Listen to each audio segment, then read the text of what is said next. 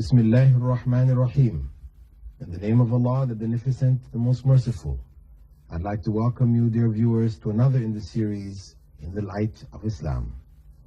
Assalamu alaikum wa rahmatullahi wa barakatuh. May Allah's peace and blessings be on each and every one of you. We have another question. This is from Muhammad Atif Khan from Dubai. He writes, Dear brother, as I'm not fully educated with Islam, I have some doubts. They are as follows. Is it not allowed to watch films even if they conclude something good for your life? Question of watching films. If the films are not corrupt, they don't involve haram, forbidden things, then it is permissible, it is entertainment which one may take part in. Of course, one should be careful not to allow this to take up all of one's time or delay one from one's prayers, etc. Otherwise, so once it stays within the bounds of what is acceptable Islamically, then it is permissible. Of course, the television is something, as I said, which needs to be controlled in the home because there's so much which comes on many of the channels. Fortunately for us on Sharjah TV, the channel is quite properly controlled, so very little of what comes on it will be considered objectionable Islamically. But many of the other channels we can find, especially those coming through the satellite channels, etc., we can find things which are quite objectionable, from a moral point of view as well as from an Islamic point of view. So we do need to have control over the television, especially in our homes where there are children, that we shouldn't allow free access to the television and make sure that what is being seen is acceptable. Second question, is it true that laughing or other such acts break our ablution, wudu? Can you tell me what all can break our ablution? Laughing does not break ablution or the state of purity, tahara, which is achieved when one washes oneself in preparation for prayer. Nor does bleeding. These are common misconceptions, or vomiting. These are three areas: laughing, vomiting, and bleeding. That is bleeding from a cut. We're not talking about menses in the case of a woman, but just bleeding, a person gets a cut on their arm or their tooth starts to bleed or something like this. These acts do not break the state of tahara because there are no authentic traditions to indicate that. There are some traditions, hadiths, but they're not authentic, they're weak, which make the statement.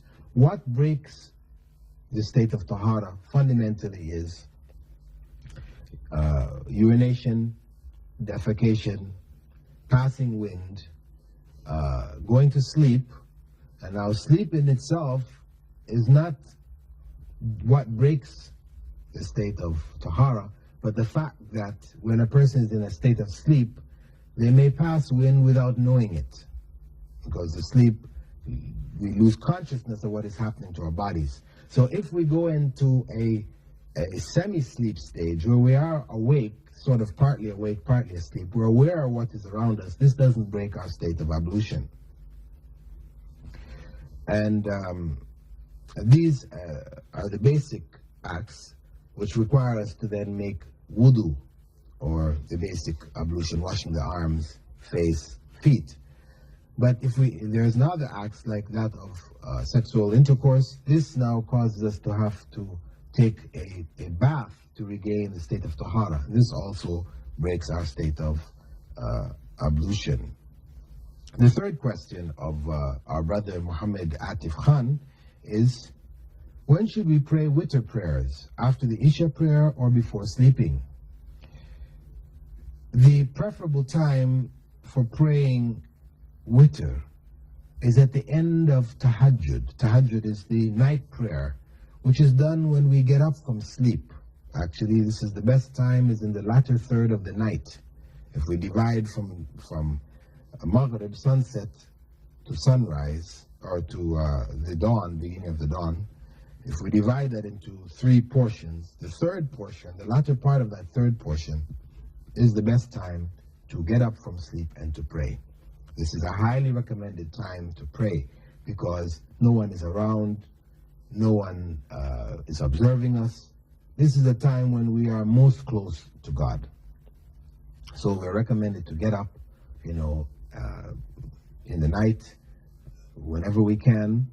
And at that time, after praying a series of prayers which are based on 2 units at a time, we complete it by an odd number of units, either 1 or 3 or 5. And this is what is known as witr. Witr actually means odd. So the odd number to close the night prayer. Now, it was a practice of some of the companions of the Prophet, may God's peace and blessing be upon them, for fear of not being able to get up at night to make the witr. They didn't want to lose it. They would pray this additional prayers and then witr before going to bed. So this may be done just prior to sleep, or may be done immediately after Isha prayers, because traditionally then, after Isha prayers, people went to sleep. It was night. They didn't have the access to electricity, etc., which would turn the night into day, and people stay up much later into the night.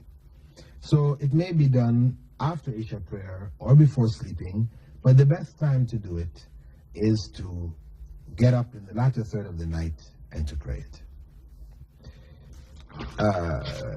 With that, dear viewers, I'd like to conclude this segment of the program, and we'll be going on to some other questions in the next segment.